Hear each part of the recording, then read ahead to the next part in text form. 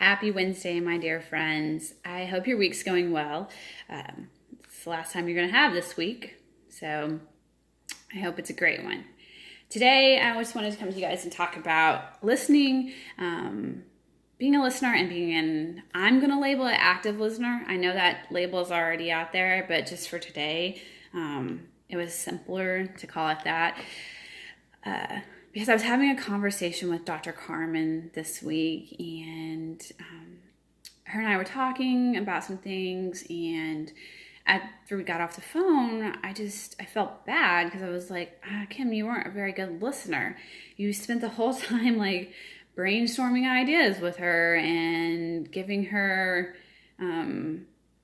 possible solutions to the things that she was expressing, and that's not what a good listener is, right? Like, I've been to grad school for counseling. Like, I've been taught what a good listener is. And a good listener listens and really doesn't offer much back, right? Like, I'm not saying you just sit there, but, we were taught to listen and ask questions. And that's kind of really it. So it's a little ingrained in me to be that kind of listener. And when I was kind of processing through feeling bad, for not being a good listener, I thought, well, that's what I want.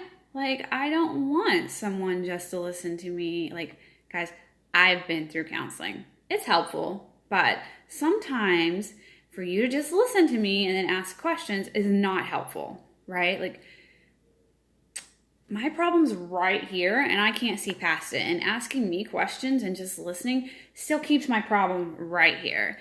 A lot of times I yearn for someone to, when I'm processing through things, shoot out some different perspectives for me, shoot out some different ideas, some different solutions, different ways to look at things. Because that's what I'm searching for. I'm not asking for just someone to be a passive listener, just to listen and be like, good luck with that, right? Like, that doesn't help me. And I'm not really necessarily asking for you to fix my problem, but I am asking for you to help me take this perspective, broaden it out, see it from different perspectives, see from different angles, so I can figure out how to attack this problem a different way. Because the way I'm attacking it isn't working. And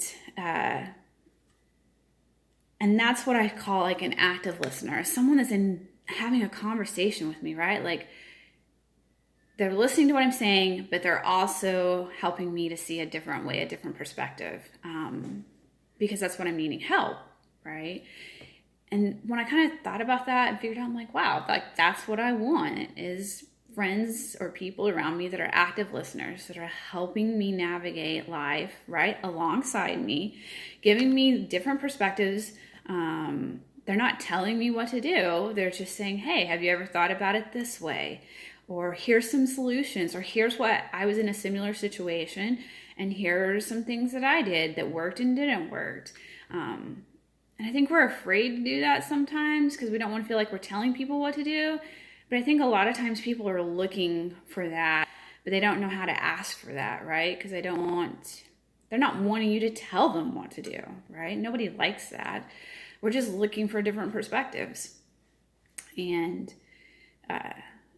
so I think I'm giving myself permission to be okay with that. Of course, I'm going to ask, or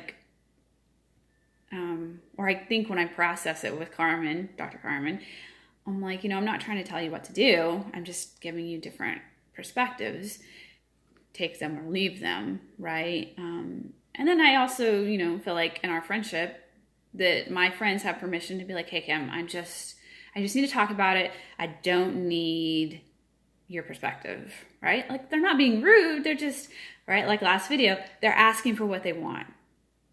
I don't know what you want if you don't ask me for what you want, right? And sometimes you don't know what you want, so you don't know how to ask me. So yeah, active listeners versus just passive listening. I think it's so valuable. And I think that's why we seek out mentors, right? Is because they're more of an active listener, or a coach, life coach. They're active listeners. They're helping me process, see things, versus sometimes, not all the times, but sometimes just therapists that are more of that question passive listeners, helping you navigate by yourself through there with questions and listening. And I think that's why I made the transition to coaching. It's because that's just how my personality is more wired, right? Like I'm a helper. I want to help, right? And for me to just sit back and listen and be like, sucks to be you. It's just not in my DNA. Like I'm not wired. Like I am a coach. That's what I am. I've been a coach since like a little girl. That's why I wanted to be a girls basketball coach, right? Like I love helping people develop people and get people where they want to be, right? By pushing them, motivating them, giving them different perspectives, seeing things from a different way, helping them resolve their problems by processing through it. That's who I am. That's what I love doing. And I mean, not to pat myself on the back, but I feel like I'm pretty good at it. Because I love experiencing life. And so I try all these different things. And so I've experienced a lot of different things, good and bad. But it just gave me so many different perspectives. And I think that's why I love coaching. And I think that's why I'm pretty good at it. And why I've just decided to transition my life into this business of being a personal coach, success coach, life coach, whatever you want to call it.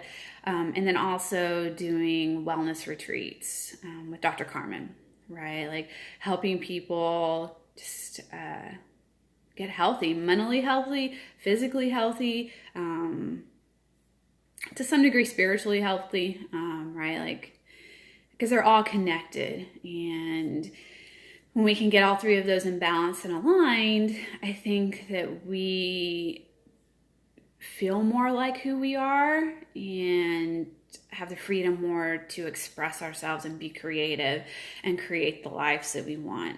And that's what excites me about my new business and my business partnership with Dr. Carmen and our retreats. Because there's just so many opportunities to help so many people. And I'm excited about that, right? Like I love helping people. I love helping you guys. I love talking with people and just processing through things and then seeing the light bulbs go off, right? And them do these things that we've talked about and like they're happier or they're doing the things that they've been dreaming about doing. Like that's totally exciting.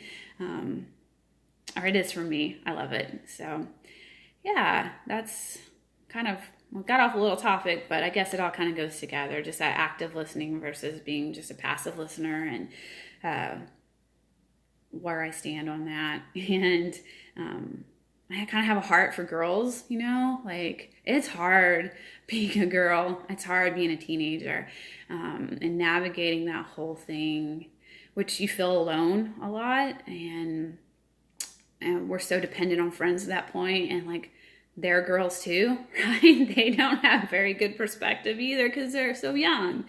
And think, you know, just creating a business, or not even a business. I think it's going to be a nonprofit to just speak with girls, tweens and teens, about femininity and all different kinds of femininity and being enough, and then being a businesswoman, you know, talking about that we can become anything we want to be and we can do it. We can do it and we don't have to step on other people or put other people down to do it. And just providing them a different perspective, you know, that it's hard, but it gets better. And embracing who you are now will benefit you in the long run, right? Because I didn't embrace who I was until I hit 30. And so, yeah. I hope you guys have a happy Wednesday. Love you guys, and I will see you next week. There's a new blog on my new website, right? KimOwensLive.com. We moved over, and it's about pretty little boxes. So it's a fun one. Go check it out. Have a great day. Bye.